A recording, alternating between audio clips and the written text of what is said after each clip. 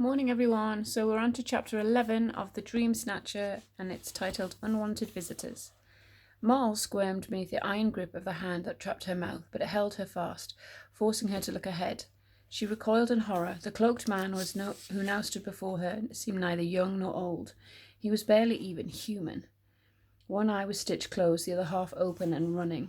A vein throbbed in his forehead amid strands of limp hair, and his skull was shriveled like a crumpled balloon.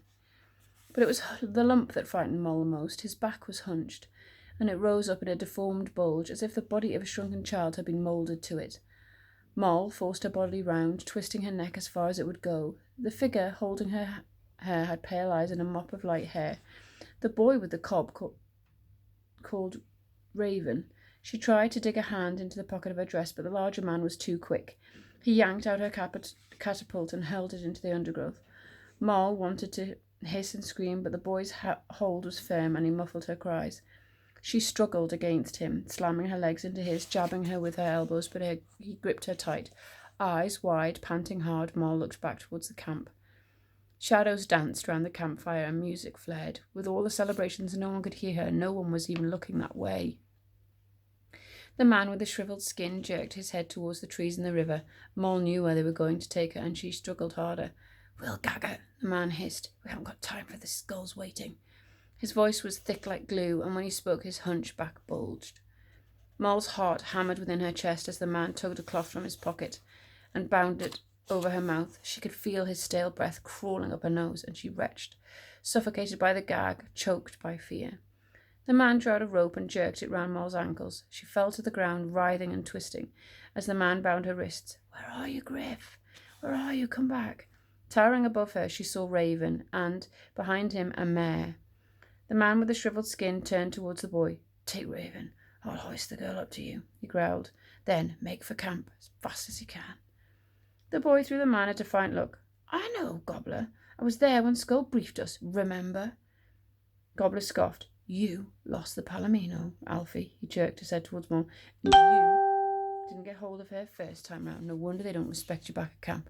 Skull only feeds you and gives you shelter because he needs someone to tend the cobs and wash the dishes. Now, get a move on. It's time you made up for losing the girl the last time." Alfie flashed Gobbler a look, his eyes wide and fierce. Moll trembled as she felt the blood race through her body and a sickening taste fix in her throat. Gobbler seized Moll by the hair and yanked her up. She squirmed and wriggled, but she could feel the dream snatch within her already, making her fight weak. Alfie leapt onto Raven's back, and Gobbler shoved Moll up to him, gripping her hard. Alfie spurred Raven on through the trees. Up until just the day before, a surge of curiosity had brewed inside Moll every time she thought of Skull's camp. But now that she was being dragged helplessly towards it, every fibre in her body wished it had never existed. Eyes wide, Moll watched the ancient wood flash by, scouring it for any signs of Griff. Raven bounded over fallen branches and tore round gnarled trees, galloping faster and faster towards the deep wood. Before long, the river was in front of them, shining silver beneath the moon. Moll yanked her body away, tearing herself back from the boundary, but Alfie rode Raven on, wading into the water. Gobbler charged in behind them, clattering over slippery pebbles. Without warning, the reeds on the far side of the riverbank burst open, and Griff was there, leaping towards the cobs, his claws splayed, his teeth bared. The cobs shied, rearing up in shock, hurling their riders into the river.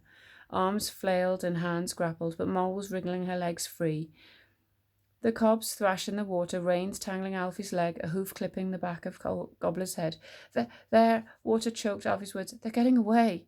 Moll kicked and kicked, feeling the dream snatch weaken inside her. Now Griff was near. She launched her bound arms into the current. Alfie tried to grab her feet, but the reins of his struggling cob were pulling him back. Moll booted him hard, then swam on, tearing at the ropes with her teeth. Water gushed into her mouth, but it was softening the ropes, and she wriggled her hands free. Seconds later, Griff was beside her, and they were careering downstream in a tangle of limbs, round a bend away from Gobbler and Alfie. Moll yanked the gab from her mouth, and her breath soared through her. "Keep us safe," she panted to the water spirits. "Please." The current quickened, Moll carrying Moll and Griff further and further downstream, until Gobbler's and Alfie's yells were little more than faraway echoes. Griff paddled beside Moll as they raced round rocks and bumped down rapids. Stones skinned Moll's knees, and she let the current take her until at last the water slowed and the river widened. It was Griff who started back paddling first. The river was propelling them towards a lip where the water was black and shining. Moll's eyes widened in terror. She knew what came after. The roar began, rumbling and fierce. And that's where I'm leaving it for today, and we'll pick the rest of the chapter up tomorrow. I'll see you later. Bye-bye.